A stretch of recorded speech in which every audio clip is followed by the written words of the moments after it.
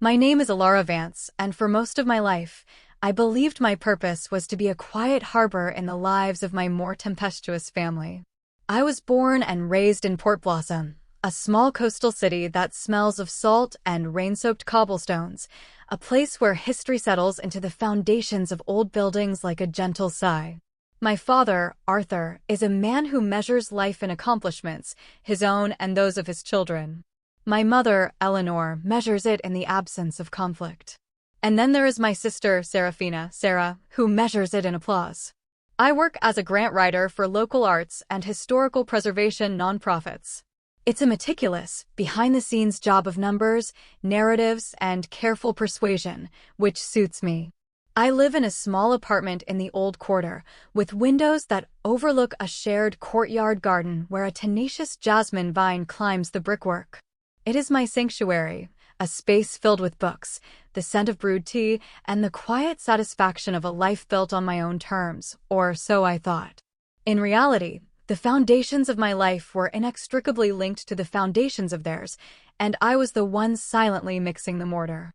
The table was dressed in white linen and lit with the soft, wavering glow of dozens of beeswax candles.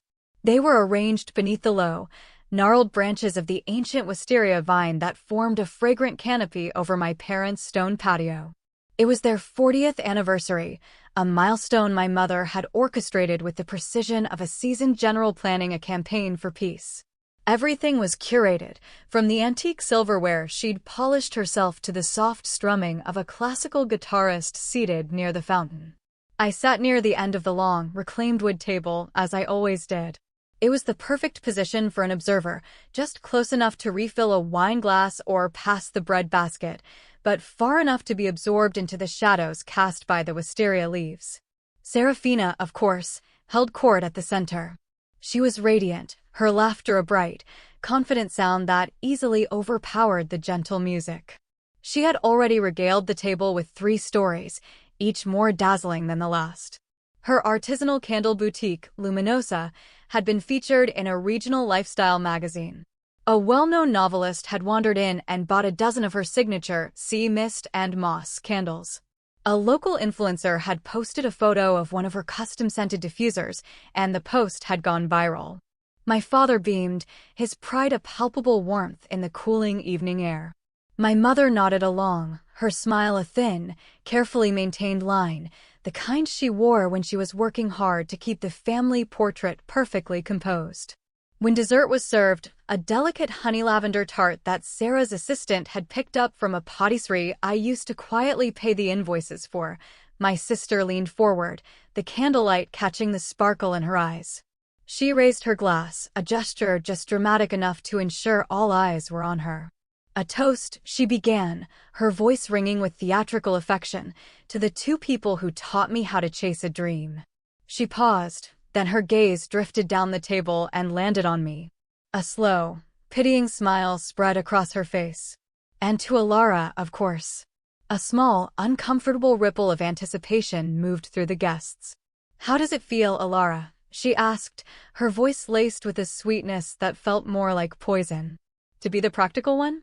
The one who makes everything possible, but never does anything exciting herself." A few guests offered a strange chuckle, the sound like champagne spilled on silk, quiet, sticky, and impossible to ignore. My father's laugh was deeper, unbothered, as if Sarah had just paid me a compliment. My mother gave one of those closed-mouth smiles, her public display of neutrality, which was, in itself, a form of consent.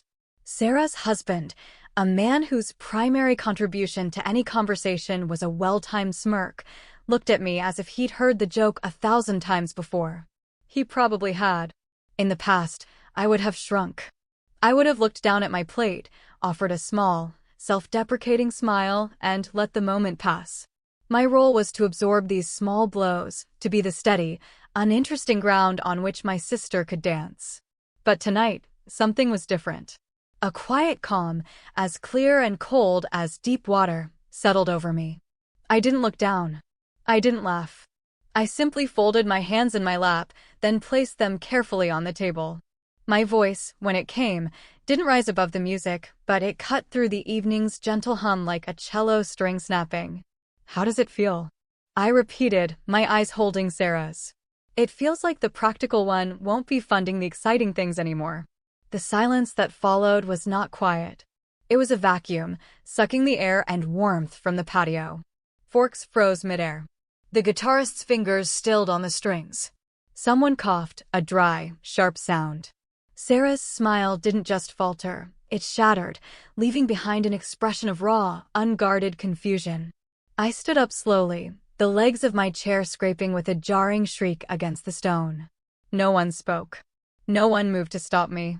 My father's face was a mask of disbelief, my mother's a wash of panic. I turned toward the garden gate, the air behind me thick with unspoken words. I didn't wait for them to call after me. I knew they wouldn't, not yet. The shock was too new. I walked past the fountain, its gentle splashing now sounding like a nervous heartbeat. I walked past the flickering candles and the polished silver, out of the circle of curated light and into the cool, dark street beyond. My heels clicked against the old bricks of the lane, each step steadier than the last, carrying me away from the life I had so dutifully propped up and toward the one I was, at last, ready to claim. They didn't know it yet, but the carefully constructed world of the Vance family had just developed a crack in its very foundation. And I was the one holding the hammer. The first brick I laid in the foundation of my family's financial security was small and unassuming. I was 14 when I overheard my mother's hushed, panicked voice through the closed door of my father's study. It was the first time I understood that money wasn't just a number in a bank account. It was a current that could run through the walls of a house, sometimes a gentle hum, other times a high-voltage warning. A major architectural contract my father had counted on had fallen through, and the mortgage payment was looming. I had been working weekends at the Gilded Page, a dusty, beloved bookstore downtown, shelving paperbacks and polishing the brass fixtures for $5 an hour. That night, I went to the old biscuit tin where I kept my savings. I counted every dollar, crisp and worn bills smelling faintly of old paper and lemon polish. It came to $642. I slipped it into an envelope and left it on my father's heavy oak desk. He never said thank you. The next morning at breakfast, he patted my shoulder and told my mother, "Alara is so reliable. A true port in a storm." The mortgage was paid. The storm passed. And I learned my first lesson. Reliability was a form of currency. The next month, for her 16th birthday, Sarah was given a vintage powder blue scooter with a wicker basket on the front. It was the kind of whimsical, charming object that perfectly suited her persona. She squealed with delight, and my parents' faces glowed with the joy of giving. No one mentioned the biscuit tin, now empty, on my bookshelf. By 17, I was taking extra shifts at a waterfront cafe, pouring coffee for tourists and learning the art of the invisible apology when an order was wrong. My father needed a new set of specialized drafting pens from Germany, complaining that his old ones were scratching the vellum. I'd saved $400 for a weekend trip with friends. Instead, I ordered the pens online and had them delivered to his office. He called me his little financier, a term meant to be affectionate, but that landed with the weight of expectation. At 19, I received an acceptance letter for a summer program to study the preservation of ancient texts at a library in Dublin. It was the first thing I had ever truly wanted for myself, a quiet, scholarly dream that felt like it had been spun from the dust motes dancing in the sunlit rooms of the Gilded Page. I remember sitting on the back steps of our house, the letter trembling in my hands, reading the words over and over until they blurred. But that spring, Sarah was behind on her tuition at the prestigious art college she attended. There were unpaid studio fees, expensive materials she insisted she needed for her sculpture class, and rent on a charming but overpriced apartment she shared with 2 other girls. My father sat me down in his study, the room where all serious, one-sided conversations took place. "Family helps family, Alara," he said, his gaze heavy, a tool he used to foreclose on any potential debate. "Sarah has so much talent. We can't let a little financial bump derail her future." I didn't fight. I didn't even argue. I transferred the $2,000 I had saved for Dublin from my account to hers. She graduated with honors a year later, her final project, a series of ethereal, abstract sculptures, earning her a feature in the school's alumni magazine. My parents had one of the photos professionally framed and hung it in the living room. I graduated from a local university, balancing a full course load with 2 part-time jobs, my diploma mailed to me in a cardboard tube. At Sarah's whimsical, rustic wedding, I quietly paid the non-refundable deposit for the historic barn venue when their initial check bounced. When she decided to turn her hobby into a business and open Luminosa, I co-signed the initial small business loan. They called me helpful, practical, steady. They called me a lifesaver. But the thanks were always fleeting, eclipsed by the brilliance of the next dream I was expected to fund. I was the scaffolding, essential but meant to be dismantled and hidden once the beautiful facade was complete. The phone call that finally severed the last thread of my compliance came on a Tuesday night. It was late, the city had settled into a hush, and I was already in bed with a book and a cup of chamomile tea. Sarah's name flashed on my screen, bright and demanding. I let it ring twice, a small, useless act of rebellion, before answering. "Ilara." "Hey," she chirped, her voice effervescent, as if we spoke every day. "I need a huge favor." I didn't say anything. I just waited, the silence stretching between us. "So, Luminosa is doing amazingly well. Seriously, I can barely keep up with online orders. But there's this incredible space that just opened up next door. It's perfect for expanding, maybe doing workshops, you know? The bank is willing to offer a line of credit, but because the business is still relatively new, they want a cosigner. It's for $50,000. She said it as if she were asking to borrow a cup of sugar. It's really nothing in the grand scheme. You're so good with all that financial stuff. I know you could make it happen. I sat up, the book sliding from my lap. $50,000 isn't nothing, Sarah. She laughed, a light, dismissive sound. Oh, come on, Ilara. You live in that tiny apartment, you don't have a mortgage or kids. You just sit around writing proposals all day. You have investments, right? It's not like you're spending it on anything important. My throat tightened. Each word was a casual dismissal of my life, my choices, my work. It wasn't just about the money anymore. It was about the utter invisibility of my own existence in her eyes. No, I said. The word was small, but it felt immense in my mouth. There was a pause. The brightness in her voice curdled. No? What do you mean no? No, as in I won't co-sign a $50,000 loan for you. But why? Her voice was laced with genuine disbelief, as if I had just defied a law of nature. Because I'm done, Sarah. Done with what? Helping your own sister. The lightness was completely gone now, replaced by a sharp, accusatory edge. You're being selfish. The word, a weapon she had wielded against me for years, landed with a dull thud. But this time, it didn't wound me. It clarified things. Maybe I am, I said softly, and ended the call. After the silence of my apartment returned, amplifying the beat of my own heart, I got out of bed and opened my laptop. I navigated through folders until I found the one I had created years ago, a digital archive of my quiet contributions. It was named, simply, The Annals of Generosity. It was password protected. I typed in the password, Dublin 19. The screen filled with scanned receipts, bank statements, wire transfers, tuition payments, emails confirming I'd covered a vendor invoice for Luminosa, records of the secret. Automatic $1,500 monthly transfer I'd set up to supplement the boutique's operating costs for the first 2 years. I had documented everything, not out of malice, but out of a deep, instinctual need to keep a record of the truth, even if I was the only one who ever saw it. At the very bottom of the list was a file dated May 2017. It was a scanned copy of a contract, signed and notarized. I stared at the final line, at the 2 signatures scrawled at the bottom. In exchange for a capital injection of $40,000, Ilara Vance will assume a 51% ownership stake in Luminosa, LLC. She had been sobbing on the phone that night, a year after opening, when a major supplier demanded payment up front and her business account was nearly empty. She was on the verge of collapse, convinced her dream was over. In her desperation, she would have signed anything. I had liquidated a portfolio of investments my grandparents had left me, my entire nest egg, my future security, to save her. She signed the papers I drew up without reading them, her tears blurring the ink. I never mentioned it again.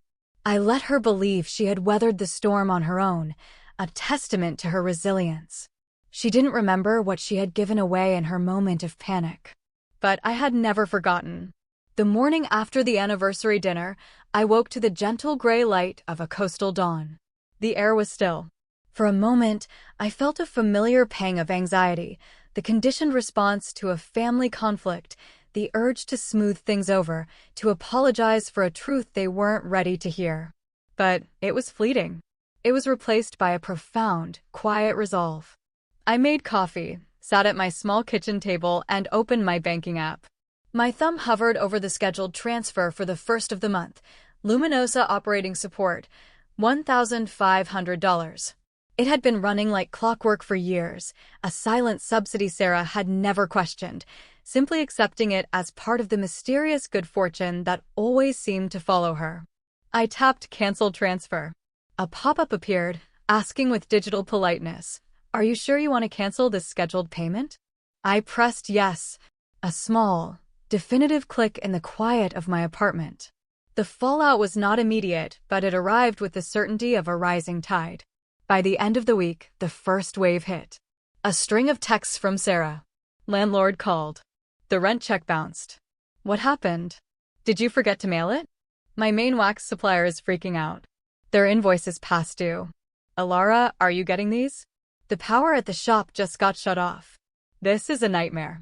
Then came the calls, which I ignored. Then the voicemails, each one more frantic, more accusatory than the last. By Friday night, I silenced my phone and put it in a drawer. The silence that followed was a bomb. Saturday morning, my apartment buzzer shrieked, a jarring sound in the weekend stillness. I walked to the intercom, my heart beating a steady, calm rhythm. I already knew who it would be. Alara, Sarah's voice snapped, thin and sharp through the static. Open this door right now. My father's voice followed, lower but edged with the same steel of command. We're not fighting, Alara. We just need to talk this through. I buzzed them in. I unlocked my door and stood back as they entered, not as guests, but as proprietors of my life, here to inspect the damages.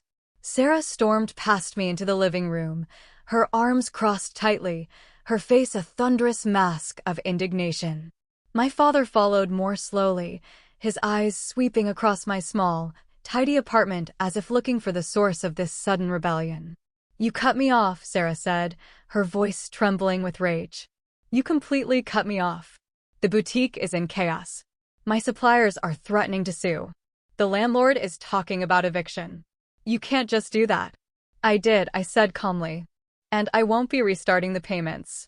You don't get to just decide that, she shot back. I've been the one deciding to make them for years, Sarah, I replied, walking to the antique secretary desk where I kept my most important papers. You just never noticed. I retrieved the leather-bound portfolio, the physical copy of the Annals of Generosity, and placed it on the coffee table between us. I opened it to the first page. Everything you've built, I said, my voice even as I turned the pages slowly, revealing a decade of receipts, wire transfers, canceled checks, and signed loan agreements, has been quietly supported by me. I saw a flicker of something in her eyes, not comprehension, but a dawning horror. My father leaned over her shoulder, his gaze narrowing as he scanned the documents. His expression hardened. This isn't how a family operates, Alara, he said, his tone dripping with disappointment. We don't keep score. No, I replied, meeting his gaze without flinching. You just don't like it when the score is read aloud.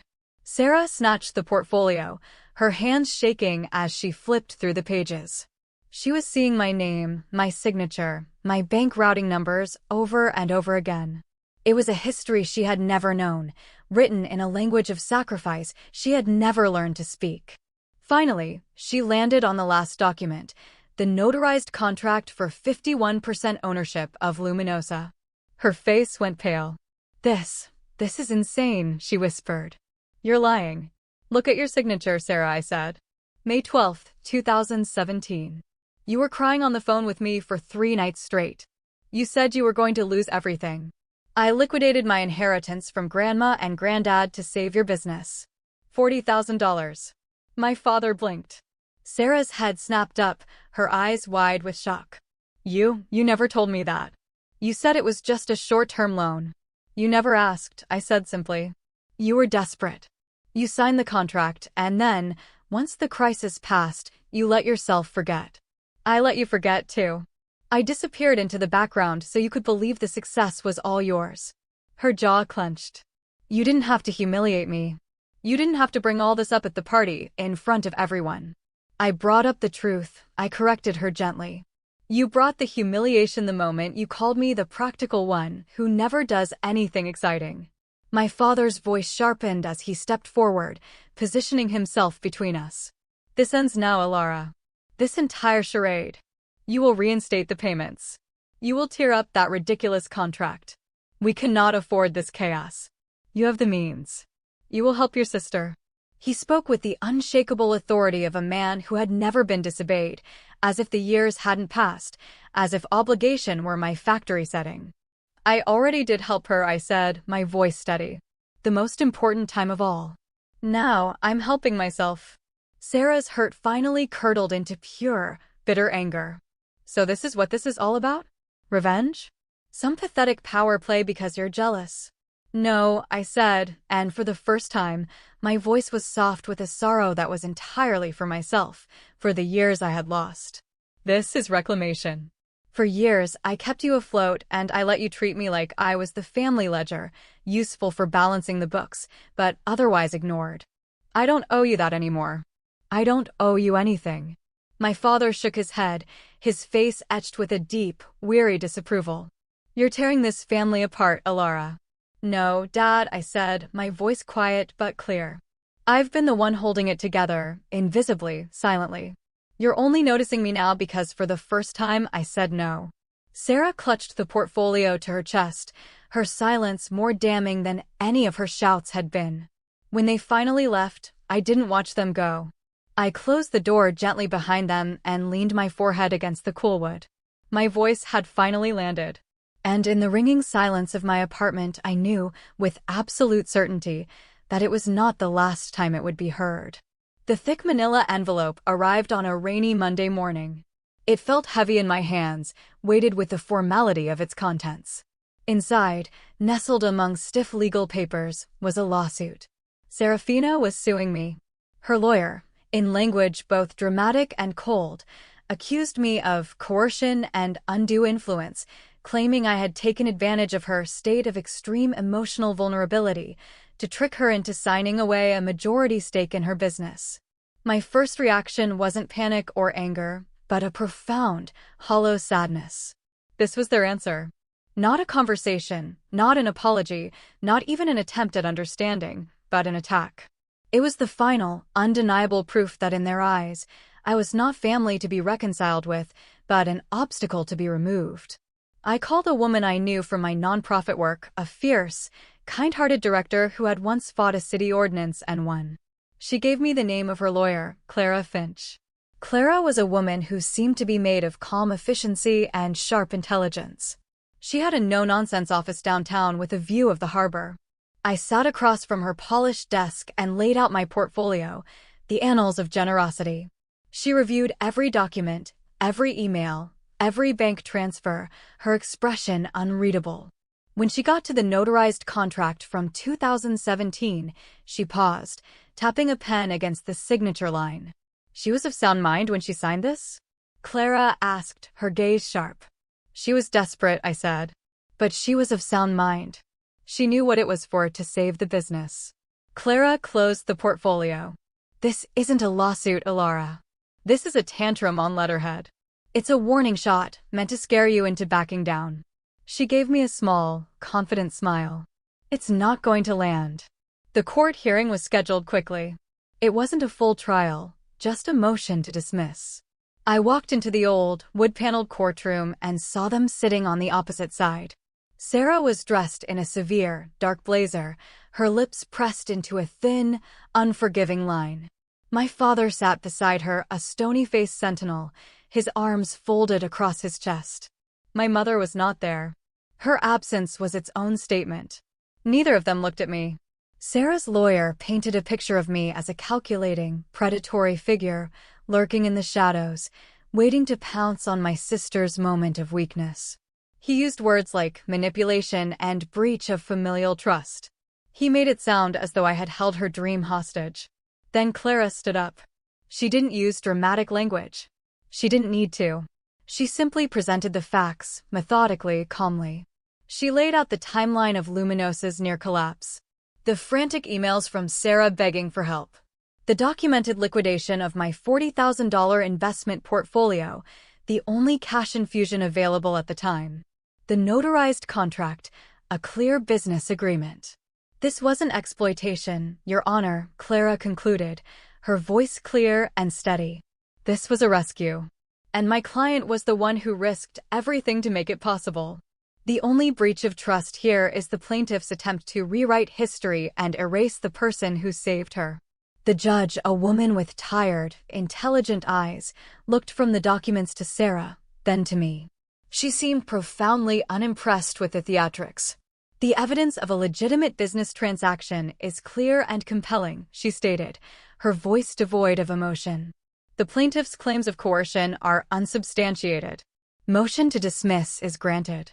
Her gavel came down with a sharp, final crack. Just like that, it was over.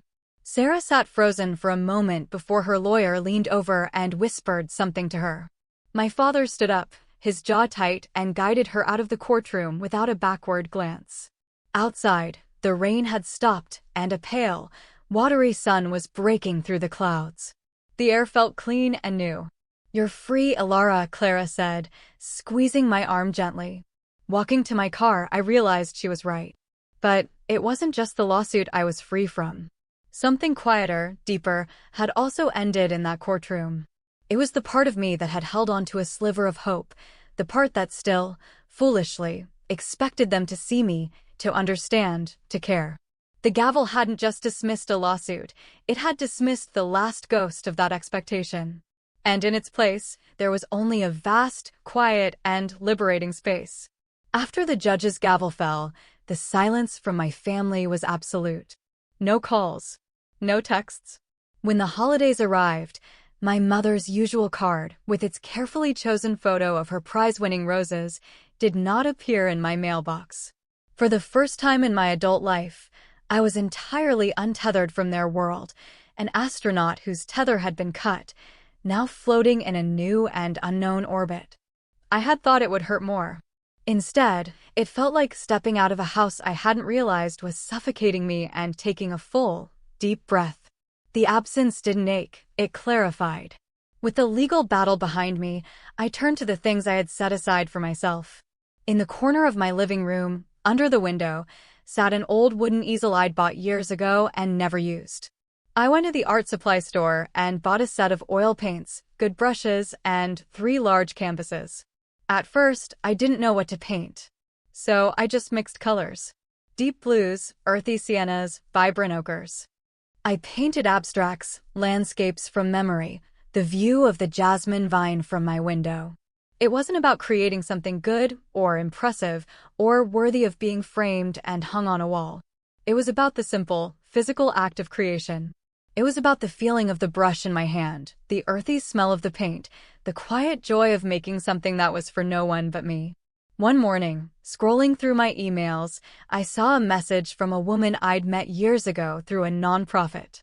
She was helping to organize a regional women's leadership conference. The theme was unyielding, the quiet art of reclamation. We're looking for speakers, she wrote, who can talk about the process of rebuilding without permission. Someone who can speak to the difficult but necessary act of setting boundaries, of walking away from a role that once defined you. Your name came to mind. I stared at the invitation for 2 days. The idea of standing in front of a room full of people, of making my private story public, was terrifying. My entire life had been lived in the wings, not on the stage. But the fear was mixed with something else, a spark of fierce, undeniable rightness. I wrote back 2 words, I'd love to. My birthday arrived on a Tuesday in early spring, a day of soft sun and a gentle breeze off the harbor. It was quiet, unceremonious. I took the day off work, wandered the cobblestone streets of the old quarter, and bought myself a single, perfect slice of lemon curd cake from a bakery where no one knew my name. That evening, as I sat on a bench overlooking the water, watching the sky soften to shades of rose and lavender, my phone buzzed in my pocket. A text message. It was from my mother. Thinking of you today. I miss my girl. 7 words. I stared at the screen, the message hovering like a ghost. It wasn't an apology. It wasn't an acknowledgement of the pain, the lawsuit, the silence. It was a soft whisper of nostalgia, a gentle tug back toward the old dynamic, an echo of a love that had always been conditional. Years ago, that message would have undone me. I would have seen it as an olive branch, a sign to soften, to forgive, to reopen the heavy doors I had just managed to close. I would have texted back immediately, reassuring her, easing her guilt, taking the first step toward a reconciliation that would have cost me my newfound peace. But not now. I read the words one more time, acknowledging the faint, lingering sting of what I wished they could have been. Then I slid the phone back into my pocket without replying. I turned my face to the harbor, feeling the clean, salty wind on my skin. The silence that followed wasn't hollow this time. It wasn't a punishment or an absence. It was a choice. It was the sound of my own quiet freedom, earned and cherished. The room was full, a sea of attentive faces belonging to women of all ages. A soft, expectant murmur settled as I stepped behind the simple wooden podium. The lights weren't harsh, but I could feel the gentle, unfamiliar weight of being truly seen. I hadn't brought any notes. My story was not on paper, it was etched into my bones. For most of my life, I began, my voice clear and steady in the microphone. I believed that my value was directly proportional to what I could carry for other people. Their debts, their dreams, their disappointments. I became the helper, the planner, the reliable one who showed up when everyone else was busy celebrating. I let the silence hold for a moment, letting the truth of it settle in the room. I thought being useful was the same as being loved. I thought that if I just worked hard enough, gave enough, sacrificed enough, I would eventually earn my seat at the table. But the thing about being the silent support system is that people get so used to it, they forget you're even there. You become infrastructure. Necessary, but invisible. I told them about the years of silent giving, the constant erosion of my own dreams. I told them about the night at a family dinner when I finally said the one thing no one expected from me, the truth. I didn't use names or specifics that would identify my family. This wasn't about revenge or public shaming. It wasn't even about justice anymore. It was about weight and the profound lightness that comes from finally setting it down. The greatest, most generous act I have ever performed, I said slowly, looking out at the faces before me, was finally giving myself permission to say no. Permission to stop funding a dream that wasn't mine. Permission to disappoint people in order to be true to myself. Permission to reclaim the space I had given away. When I finished, the room was utterly still. Then, the applause started. It wasn't a loud, roaring ovation. It was something better. A wave of deep, resonant, heartfelt clapping. A woman in the front row was nodding, tears shining in her eyes. Another, near the back, stood up slowly, as if unfolding a new truth inside herself. Afterward, they came to me, not for autographs, but for connection. They shared their own stories in hushed, earnest voices, stories not about boutiques and lawsuits, but about boundaries and breaking points, about mothers and husbands, sisters and sons. About the moment they, too, woke up. That night, I walked home under a sky wide with stars. My speaker's name tag was still clipped to my blazer, and my fingers were faintly stained with the phthalo blue from the canvas I'd been working on that morning. My life was not loud or glamorous. I hadn't become famous. I hadn't become rich. I hadn't forced my family into a tearful, cinematic reconciliation. But I had become free. And walking through the quiet, sleeping streets of Port Blossom, the city that had watched me grow and shrink and grow again, I knew, with a certainty that was as peaceful as the gentle tide, that it was more than enough.